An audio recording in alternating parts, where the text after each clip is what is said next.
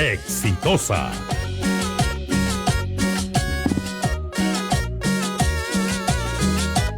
Muy bien, estamos en Exitosa Sábado, son las 4 de la tarde con 33 minutos. Bueno, vamos a hablar de un tema también muy importante, lo habíamos mencionado al inicio, es respecto a la interposición de una demanda de filiación, demanda de alimentos, pero también vamos a abordar un tema bastante interesante e importante, porque hay muchas parejas que vienen conviviendo más de 2 años, por ejemplo.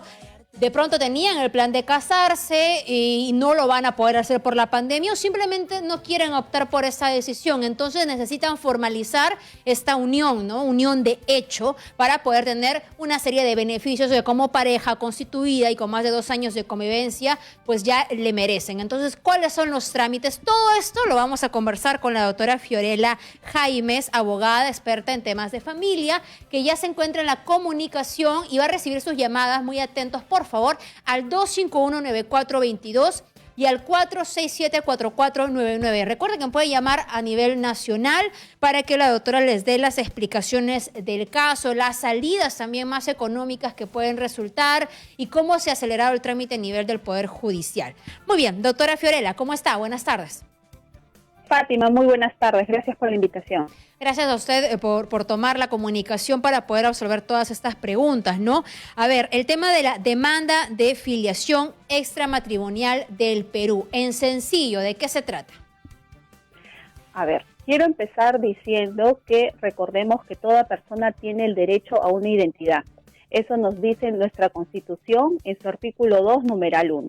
Por tanto, la madre que haya solicitado el reconocimiento voluntario de su menor hijo y éste no haya accedido, es muy sencillo. Vamos a necesitar como requisitos la partida de nacimiento, copia del DNI de la madre, la ficha RENIEC del padre y recordemos algo, que la ley 28457 ahora también nos permite poder solicitar una pensión de alimentos.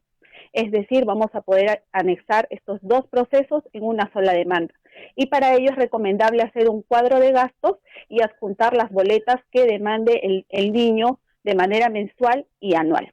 Una vez que nos recibe el juzgado de paz letrado nuestra demanda, la va a admitir, va a correr traslado a la otra parte y la otra parte puede oponerse.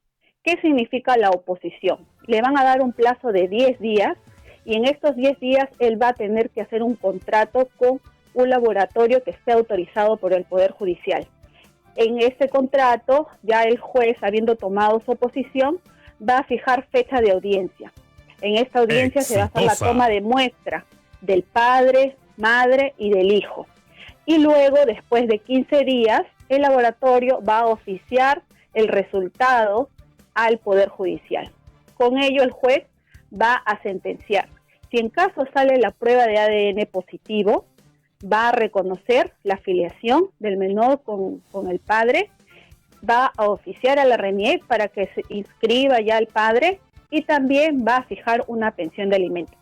Sobre la pensión de alimentos sí es apelable, es decir, si es un monto que no cubre las necesidades del menor, se puede apelar y en caso el padre considere que le han asignado un monto que afectaría su situación, entonces también él podría apelar este extremo. Ahora, en caso no se plantea una oposición, porque también hay que tener en claro ello, si a pesar de estar válidamente notificado el padre no presenta una oposición, el juez va a declarar de oficio la paternidad y con ello también va a asignar una pensión de alimentos.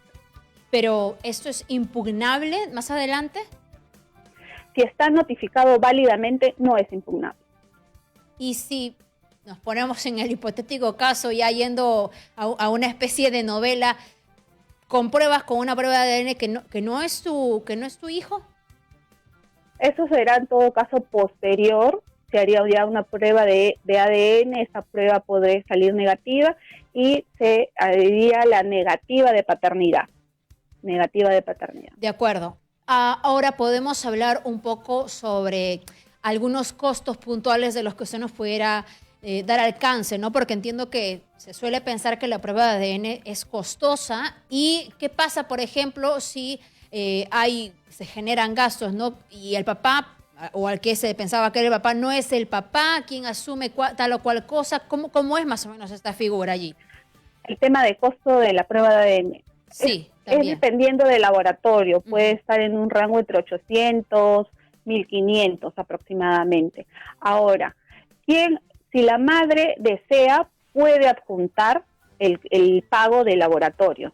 Y cuando ya hay una sentencia, el juez va a ordenar la devolución del demandado hacia la madre, ¿no? Entonces, y también el padre puede hacer el pago en su oposición. Claro, y allí era un solo laboratorio, nos dijo que tenga, digamos, autorización del Poder Judicial, ¿verdad? Así es. Este pago del laboratorio que tenga autorización del Poder Judicial, ¿quién lo hace cuando hay oposición? Es el padre, ¿verdad? El padre, así es. Exacto. En el resultado negativo le devuelven a él también el gasto generado. Claro, en este caso que el gasto el juez va a ordenar que quien va a pagar esa prueba sería la madre. Correcto, ¿no? Esto un poco para aclarar, ¿verdad? Y para que, a ver, ambos lados siempre busquen mejor someterse ante la justicia y poder dilucidar todo el tema. Ahora, eso por un lado, ¿verdad? ¿Hasta qué edad se puede iniciar este trámite? ¿Hasta qué edad teniendo la criatura se puede iniciar el trámite? ¿18 años? 17, 20 años, cuando esté estudiando en la universidad todavía o en un instituto, no haya terminado el colegio? ¿Cómo es? Mientras sea menor de edad, esa facultad le corresponde a la madre, pero si ya supera los 18 años, es él de manera independiente quien va a realizar esta demanda. ¿Y qué puede ganar? ¿No? ¿Qué beneficios todavía le corresponden? ¿No? Que el papá le restituya algún gasto, porcentaje de cuántos años de vida, ¿no? Porque estamos hablando de ya una mayoría de edad en la que él se encontraría. Bueno, en este sentido, los derechos que él se va a generar, el hijo se va a generar, es los derechos de herencia. ¿Por qué? Porque recordemos que los hijos fuera o dentro del matrimonio tienen los mismos derechos. Ahora, sobre el tema de la pensión alimenticia, en la etapa que fue su niñez, no, ello no va a ser recuperable, pero sí podría interponer primero la afiliación y posterior una pensión para sus estudios superiores, técnicos o universitarios.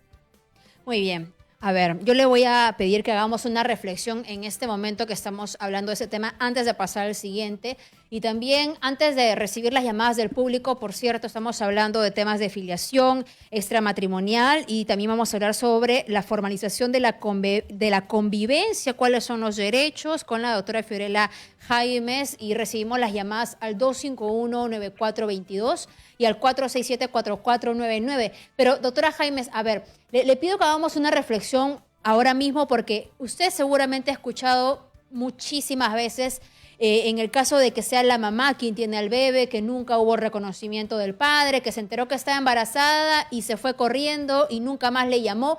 Y las mamás en algunos casos que se quedan viviendo con el papá o son independientes también, me refiero con los padres, ¿no? O los abuelos o los tíos, o son independientes y dicen, a mí no me hace falta nada de él, no necesito que él me dé un centavo, yo mantengo a mi hijo o a mis hijos, los educo, los hago profesionales y se acabó. Como olvidando en principio que hay un derecho de esta criatura o de estas criaturas y por otro lado que nadie tiene la vida comprada. Y entonces, ayúdenos a reflexionar sobre esto que muchas personas dicen, alientan incluso a las mujeres que se quedan en abandono, digamos, de la pareja. Sí, bueno, mi mensaje directo sería para las madres que no le podemos quitar ese derecho. Ellos tienen derecho a tener un nombre, pero también un apellido. Y el apellido corresponde del padre y de la madre, ¿no? Porque son sus padres biológicos. Ahora, el niño también tiene derecho a compartir con su padre, porque si bien es cierto, pueden haber habido diferencias o es un niño extramatrimonial, también tiene derecho a relacionarse. Eso afianza sus emociones, afianza su persona, que en un futuro, si es que tuvo la ausencia del padre, es una persona que va a carecer de ese afecto y es posible que sea vulnerable a muchas situaciones que vemos día a día. De acuerdo. Vamos a recibir la primera llamada, doctora Jaimes. Buenas tardes. Aló, buenas tardes.